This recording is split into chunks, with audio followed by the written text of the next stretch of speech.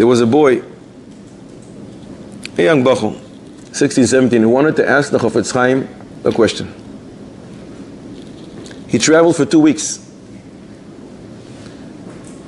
Trains, and he walked for 2 weeks. He was exhausted by the time he finally arrived in Radin.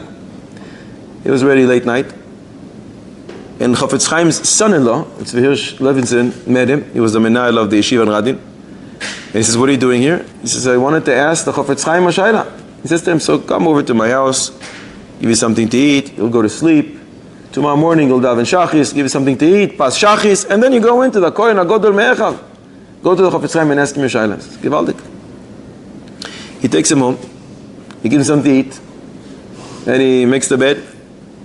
And this kid goes to the bed, and then he suddenly realized, I didn't have Ma'ariv. Late night, I'm exhausted. You know what? Catch a short nap. I'll wake up soon and I'll get up and I'll daven. Obviously, that short nap became a very long night's sleep, and he got up in the morning. Totally forgot that last night he didn't daven Ma'ariv. He went to the yeshiva, he davened shachis. As Tzvi Hirsch Levinson took him back home, he gave him breakfast, and then he says, "You're going to go now to the Chafetz Chaim?" He takes out his little note that he wrote what he wanted to ask the Chafetz Chaim, and he goes in. And the Chafetz Chaim greets him, "Shalom Aleichem, where are you from?" And then this kid wants to start speaking and say to the Chafetz Chaim the reason he came. Chafetz Chaim starts speaking instead, and he says to him, "You probably don't remember. Where do you live? You're not from this area. I remember. Back then, there was so much money here. The economy was flourishing. It was gewaldic. Money was pouring out of people's pockets. At the time of the Tsar, it's so much money. If a person dropped a coin, he wouldn't even bend down to pick it up. What's the big deal? No big deal. It was different. It was different then. Today, you drop 1 penny. Where is it? Where I lost my penny? No, it's not like it used to be. This guy says, "I know the Chafetz Chaim. They say he has the Ruach HaKodesh, but I didn't know he's a financial advisor. Why are you talking to me about the economy?" Chafetz Chaim continues and he says to him, it used to be a Kodesh Baruch Hu had Beis HaMikdash. And when he had Beis HaMikdash, he had Nevi'im. Beis HaMikdash was destroyed. No more Nevi'im. He had Tanaim. He had Amoraim. Then he had the Rambam. Later on he had the Chassam Sofer. If a person didn't daven Ma'ariv, let's say, the time of the Nevi'im, Beis HaMikdash, pocket change, so you lost a half $1. Kodesh Baruch Hu is not doesn't make such an impression up there. That's when everybody's rich. You have a lot of mitzvahs, heavy duty mitzvahs, some heavy duty people. One Ma'ariv, no.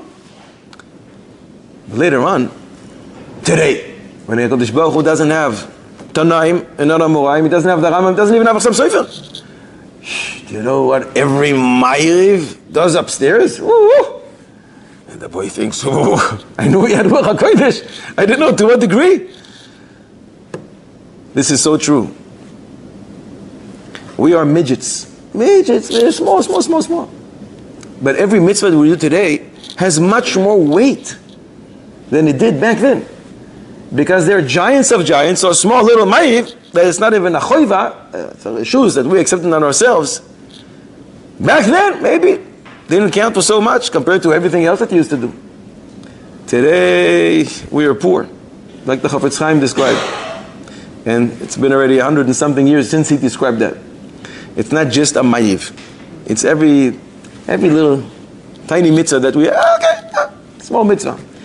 These small mitzvahs can change and tilt the scales. The Chafetz Chaim once explained, how is it that we should be zoiche, and we know where the footsteps, mamish, it's very close.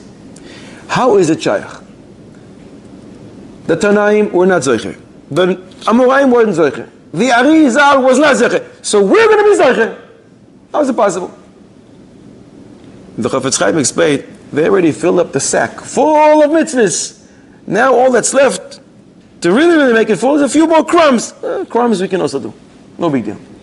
We are like midgets sitting on a giant's shoulder. So what they're expecting from us is small little things. So we have to make sure that all those small little crumbs go into the sack and Harira don't fall out, because that's all that's left in order to bring Mashiach.